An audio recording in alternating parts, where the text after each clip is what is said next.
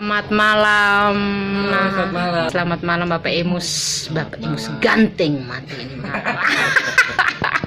Nata, apa kabar? Halo, kabar baik. Nata, bagaimana bisnis salonmu?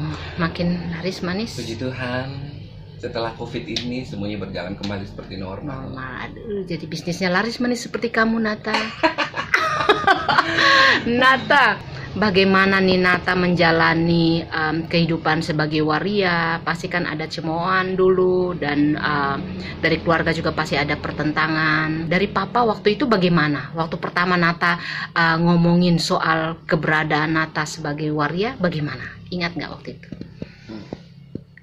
Gimana Nata? Beda Nata, ya.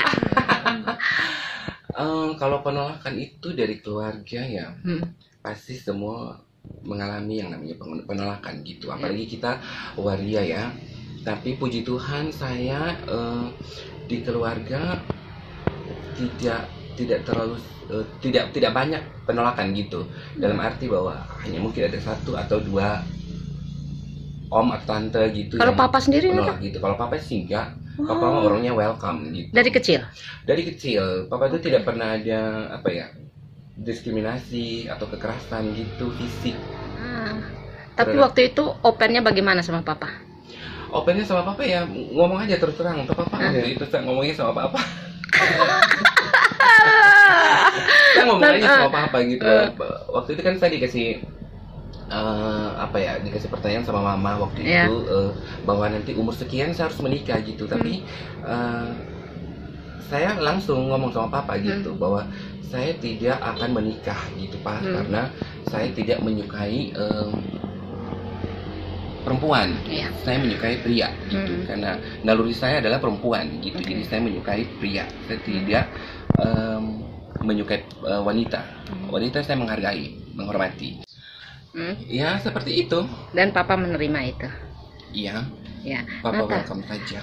Nata, pesannya apa nih buat LGBT di luar sana dalam menghadapi masyarakat?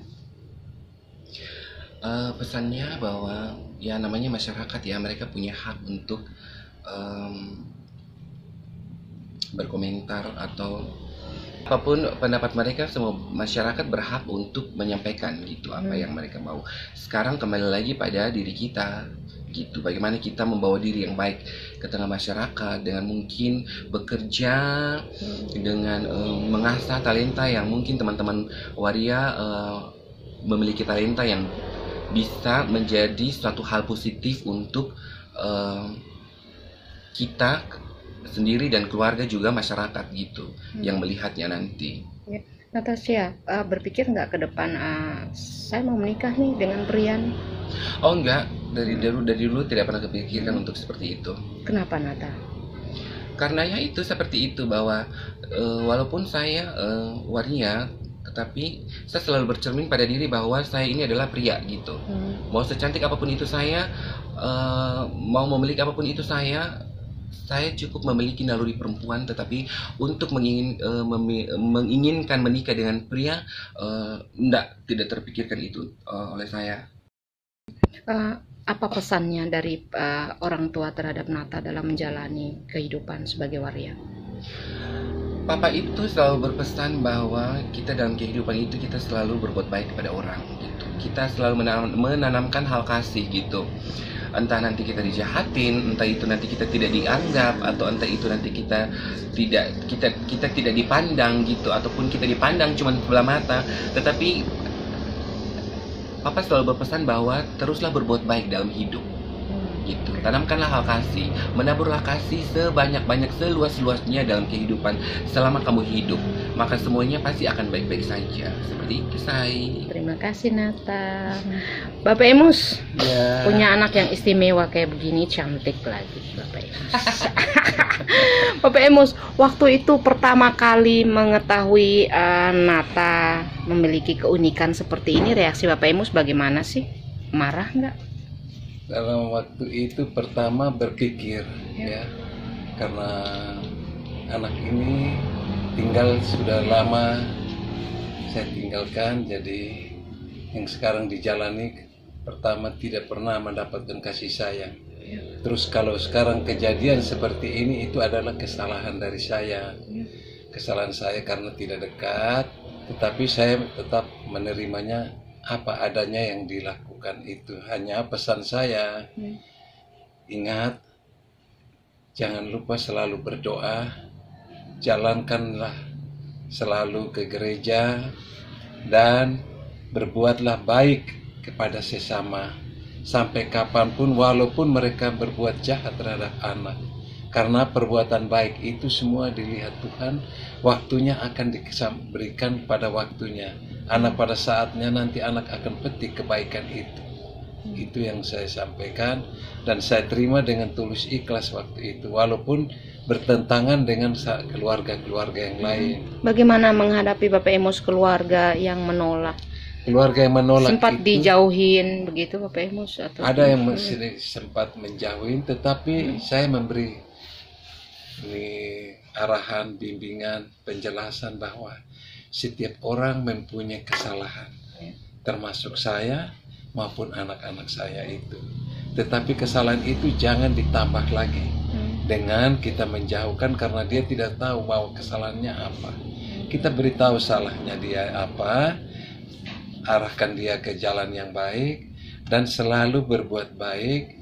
Karena kalau kita tidak berbuat baik dan kasih kepada sesama, kita akan salah jalan terus. Saudara juga akhirnya juga ya mengiyakan juga, dan mau menerima apa yang dialami oleh anak saya ini.